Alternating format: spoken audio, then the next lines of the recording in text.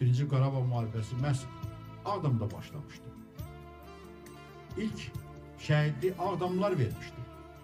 Respublika içərisində ilk şəhidi Ağdamlılar vermişdi. Əli və Bəxtiyar bizim ilk şəhidlərimiz Ağdam torpağında ölmüşdür. Və onun ardınca Birinci Qarabağ müharibəsində Ağdam torpağında 6000'dən çox Cənab Prezidentin sözlərilə desək, şəhidlər Ağdamlılar tərəfindən verilmişdir. Və ona görə də sözsüz ki, Respublikanın hər yerində şəhidlərin adları əbədiləşdiriləcəkdir, ancaq bu Ağdamda daha çox olacaqdır. Ağdamların Birinci Qarabağ müharibəsində ümumiyyətlə Ağdamların bu qələbələrin içərisində daha çox payı var. Daha çox şəhid gördüyümüz kimi daha çox payı var. Cənab Prezident özü tutmuş işlər. Ağdam müharibəsində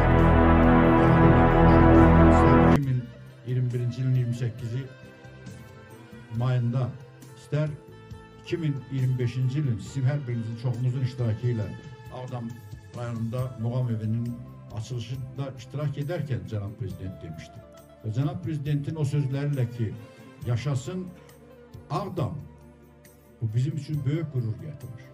Ve biz açılışla diyeyim ki bir Ağdamlılar olarak daha çok biz Cənab Prezidentin bütün apardığı bütün kuruculuk ve ümumiyyətlə Respublika namına ettiği her bir işin arkasında biz daha çok varız ve daha çok olacağız.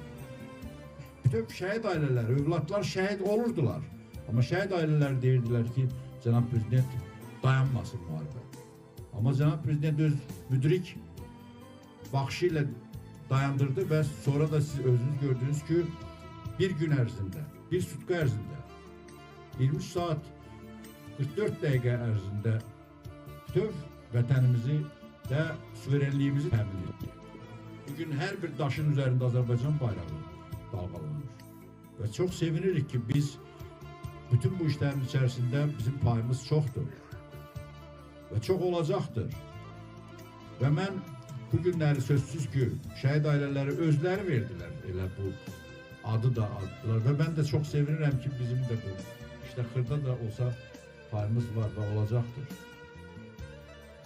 Bu şəhidlərin evi mübarek olsun. Bura onlarındır. Ve bu işte rayon əhalisinin içerisinde kimin köməyi varsa, kömək deyəndə bilirsiniz, təkcə kömək maddi köməkdən gedə bilməz. Ancaq xoş sözün özü bizim üçün köməkdir. Bu xoş sözü deyən insanların hamısının var olsun, sağ olsunlar. Yenə deyirəm, burada iştirak edən bütün rayon rəhbərliğinin bu işte payı var.